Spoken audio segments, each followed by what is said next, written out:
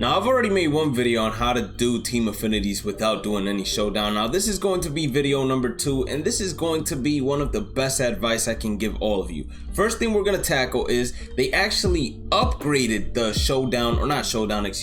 team affinity innings boost, and I did not realize this until I actually went into the missions last time. And when you go down to missions, instead of you receiving 5, you're actually receiving 10 for every 250 innings, and then instead of receiving 2, you're actually receiving 4. Now, one of the rumors is that they upgraded it because apparently season 2 is going to be coming out very soon, and if that's the case, then we want to make sure we have these completed, because like last year, I think they'll follow the same rubric where if you don't have season 1 completed, you will need to complete season 1 in order to go ahead and begin working towards season 2. Now, season 2, they might make the rewards sellable because they did that at one point in season 3 of last year's game cycle. Now, this is the biggest piece of advice. You can do it without doing any exchanges. You can do it without doing any collections, March to October, the conquest map, moments. You can do it without any of that. But of course, if you do the moments and you do the conquest map, that's going to help you out a ton, especially if you then go ahead and put these players inside the team whenever you're doing the conquest map, or the moments. You can't put them in, but the moments shouldn't be too hard either because there are only 5 moments and each one of them is worth roughly 2 points, I believe.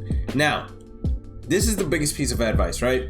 You see that we're looking at the AL East. Now, I've already completed all of these through Showdown, but if you're someone that struggles at Showdown, I'm about to give you the biggest piece of advice, because not only is this going to go ahead and help you improve as a player overall, but it's going to allow you to generate as many innings as possible. And that's going to be simple. All you're going to do is go into events. Right now, this event is probably the best event to grind team affinities, and it's ending in 4 days, May 21st. Now, you might be wondering, how is this the best event? Well, first of all, the games are 3 innings, and then it's silvers and common players, and you better believe that each team has at least 5 silvers or at least 5 common players. So when we go back to the team affinity program, right, and we go ahead and check out the innings, when you do online innings, it does not only work for this repeatable mission, it tackles this repeatable mission as well. So every 300 innings is going to give you a total of 18 points. Now, of course, what you're going to want to do is you're going to have to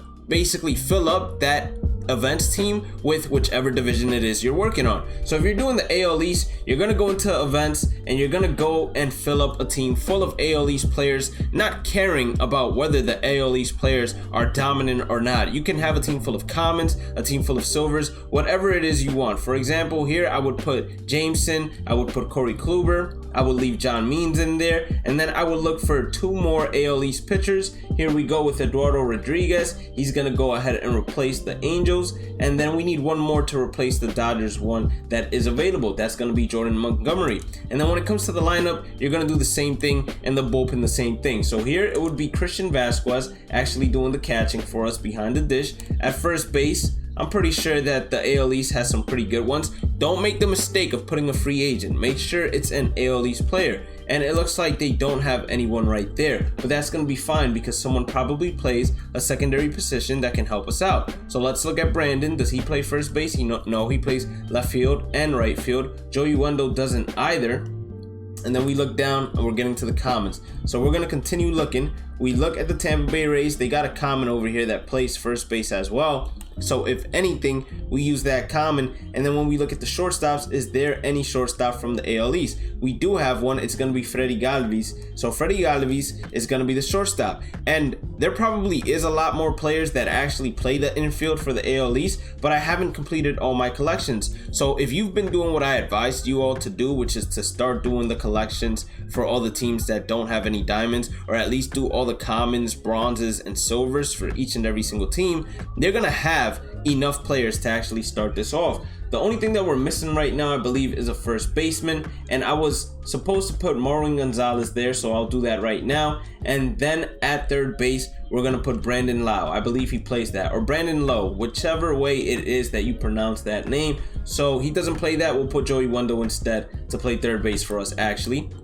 Then you go to left field. You got Gurriel Jr. That's your new starting left fielder. If you need a center fielder, if there's none available, you got Brett Gardner. But here you have Victor Robles available. You have Austin Hayes as well. You put him inside the lineup. And then when it comes to right field, same thing, Anthony Santander, or you could even use Hunter Renfroe. But you got a team full of AL East players. Oh, Victor Robles, that's on me. He's not an AL East player. I meant to put Austin Hayes right there. But now you got 8 players of the AL East. You're going to have a starting rotation full of AL East players. And then the bullpen, this might be the most difficult thing to actually create of just AL East players.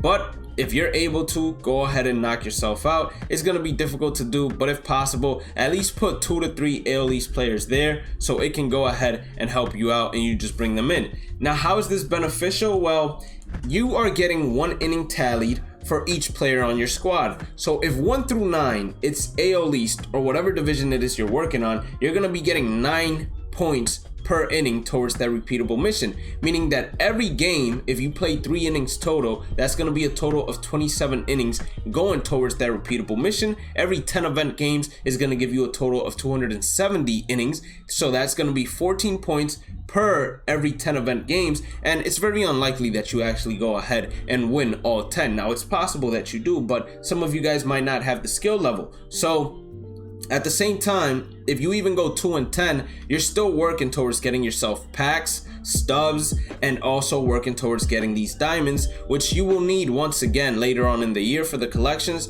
or even if you want to sell them right now to complete collections, it's going to go a long way. So you're able to work on those 2 things at once, which is beautiful. You're able to become a better player, and the best thing about events is that the stats, they do track on the player, but the record does not matter. It's not going to go towards your online record, in ranked seasons, or battle royale, or none of that. Events is not tracked anywhere except for the players' cards that you're using. That's the only place that those are tracked. So let's go back to the Team Affinity program and let me show you all how beneficial events can be. So we just said 10 event games is going to be roughly 270 innings. Now, if you play 20 event games, that's going to be roughly 270, 540 innings. With 540 innings, we're gonna knock this out 3 times. That means we're gonna have 12 points just from this, and then we're gonna get 22 points from this, or 20 points from this. So in total, that's gonna be roughly 32 points. I know my math right there. I was talking so fast, I couldn't even do it correctly. But 32 points, you're gonna be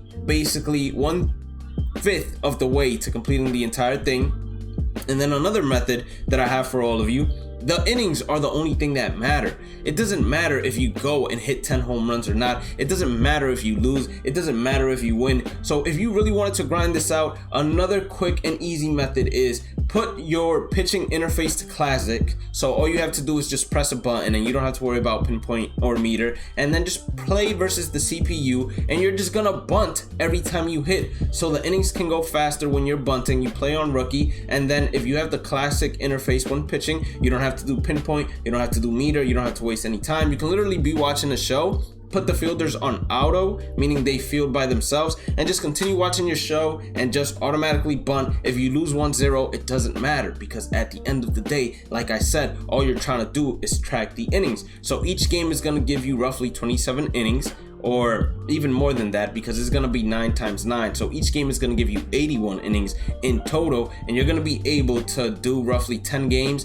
and get yourself about 810 innings, which is going to go a long way. Now, the only thing that's unfortunate about this method is that it does not work towards the online innings as well, because it's not an online game mode. It's only going to be working towards the 250 innings, because that's the only thing that gives you 10 program points for playing offline. But that's the quickest and best way, and that's why you need to do events, and that's how you can complete Team Affinity Season 1 before it officially ends.